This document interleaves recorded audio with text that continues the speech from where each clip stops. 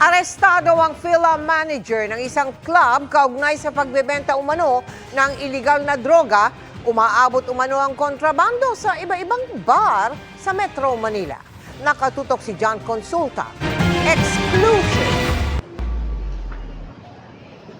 Nang makapwesto na sa labas ng hotel room at nakakuha na ng tiyempo, sumalakay na ang mga tauhan ng NCRPO. Agad pinusasan ang 47 anyos na high-profile target na PhilAm na may warrant of arrest kaugnay sa pagbebenta ng iligal na droga. Kilo-kilong high-grade shabu at pinaniniwala ang kush o high-grade marijuana na naka-vacuum sealed na plastic ang tumambad sa mga pulis sa kanyang hotel room.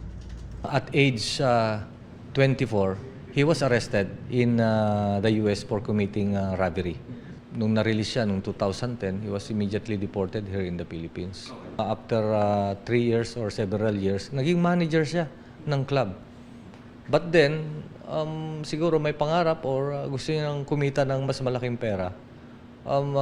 In 2021, he was arrested by PIDEA for selling illegal drugs, particularly ecstasy. Nag-ugat ang operasyon sa pagsuko ng may 82 milyong pisong halaga ng shabu sa NCRPO ng isang lalaki matapos magduda sa package na pinapadeliver sa kanya.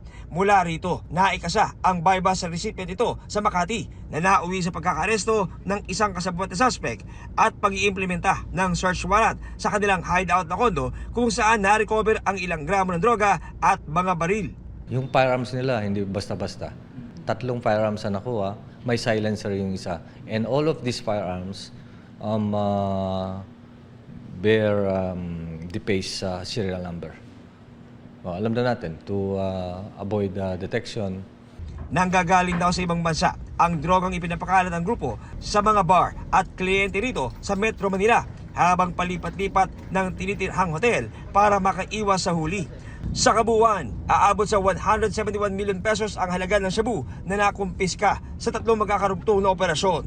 Sabi po kasi ng NCRPO na kayo daw po sir ay sangkot sa pagbebenta po ng ganitong karaming droga, kilo-kilo. Totoo po ba to sir? Ano po? No comment po. Para sa GMA Integrated News, John Consulta, nakatutok 24 oras.